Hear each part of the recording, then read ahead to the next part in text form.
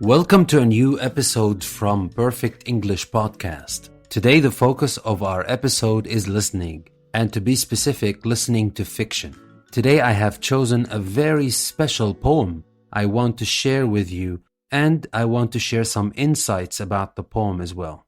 Don't worry if you don't like poetry, because trust me, you will like this one, because it talks about everybody's life in a way or another. So without further ado, let's get to the poem, which is The Road Not Taken by Robert Frost.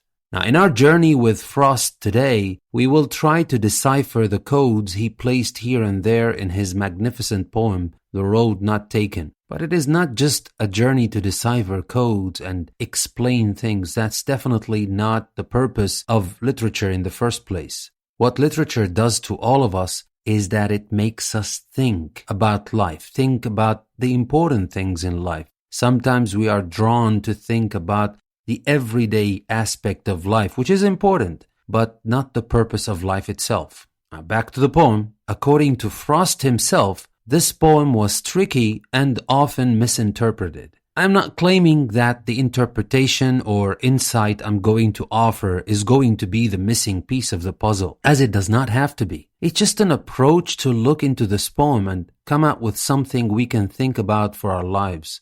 And the best poems and the best pieces of literature are the ones that you can see from many different perspectives. And the writer couldn't be happier if his or her work can be seen from different perspectives and can be interpreted in too many different ways.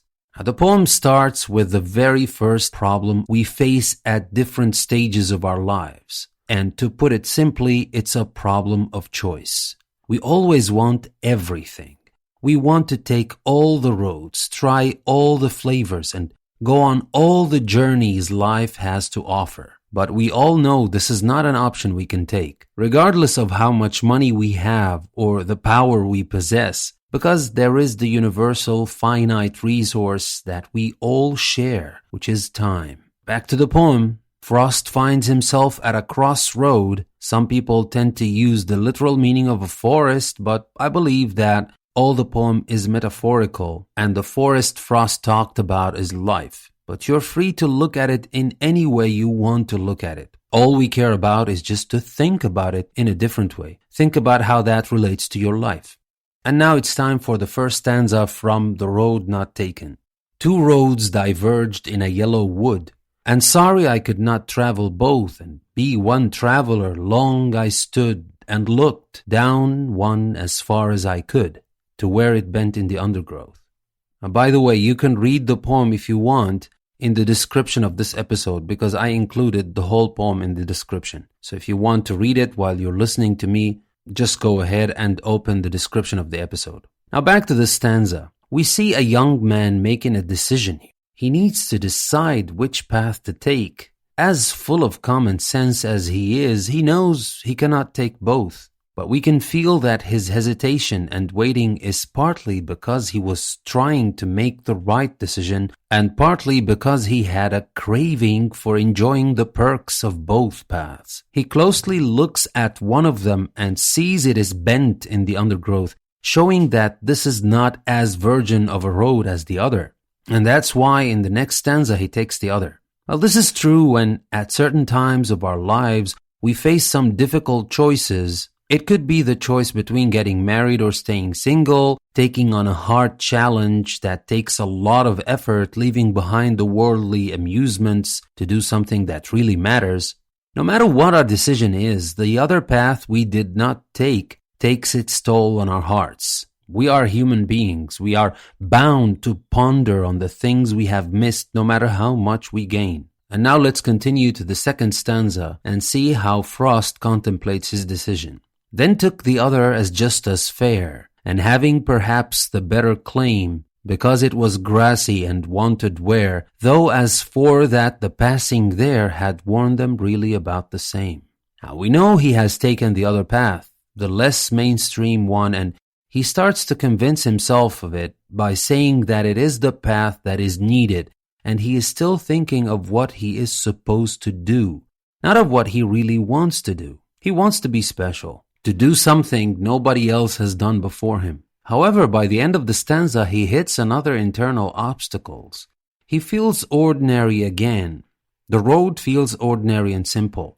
And by choosing this path, he opened it to other people who followed him, and the path has become as populated and ordinary as the other one he did not take.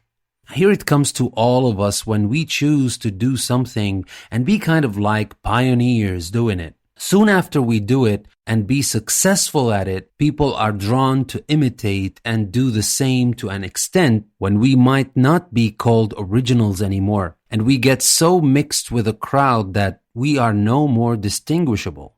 The special coziness of taking a lonely road, an untrodden path, is gone. And this is the most difficult phase of any meaningful human endeavor. The first part of the journey is lonely and nice. It feels like an adventure every day, yet we are completely obscure. The next phase comes with getting a little more famous, but like bees drawn to a flower, others come. They mix with us and share the success we have busted our asses off to achieve, just like that. Most people stop here, just inches between being good and being magnificent. They quit just before the finish line. Let's read the third stanza and see how this journey unfolds. And both that morning equally lay. In leaves no step had trodden black. Oh, I kept the first for another day. Yet knowing how way leads on to way, I doubted if I should ever come back. He consoles himself here that he could be going back to take the other road any day, but not today. Today he's going to take it on a little further, one step at a time. However, he knows inside that he might never go back and take that road not taken, because every step will lead to a new step and every goal will lead to a bigger one, and he will never have enough and be able to stop. If we are not quitters and we have survived the second phase of the journey, which is far worse than the obscurity phase, we tend to think of the destination less and less and enjoy the journey more and more. Sometimes it might feel that we are lying to ourselves by pretending nothing wrong is happening with our lives, and all the sacrifices we make have got to count for something we're not able to comprehend yet. Yes, sacrifices. We all know that exceptional people sacrifice most of the worldly amusements and spend their time trying to make a difference, while other people are enjoying their lives being carefree and indifferent of what happens in this world or how it works.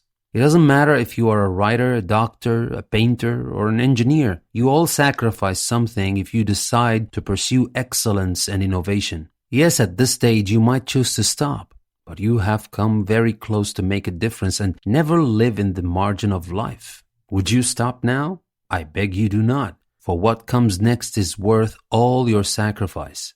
Let's read the last and most memorable stanza of the poem. I shall be telling this with a sigh, somewhere ages and ages hence. Two roads diverge in a wood, and I took the one less traveled by, and that has made all the difference.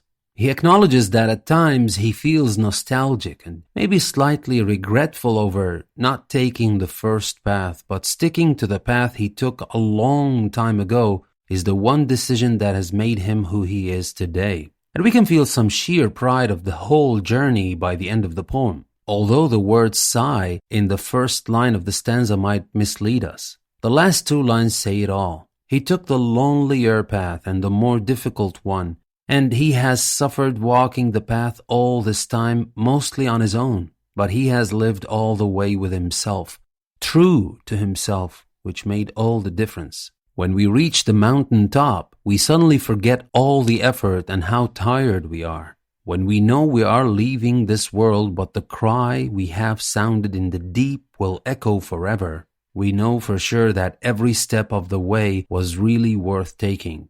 Some people might look at that and think that the purpose of life is to have fun and enjoy ourselves, and they are right about that. Others might agree that there must be a higher purpose for our lives, and they are also right. One thing for sure is that I will live my life, and you should.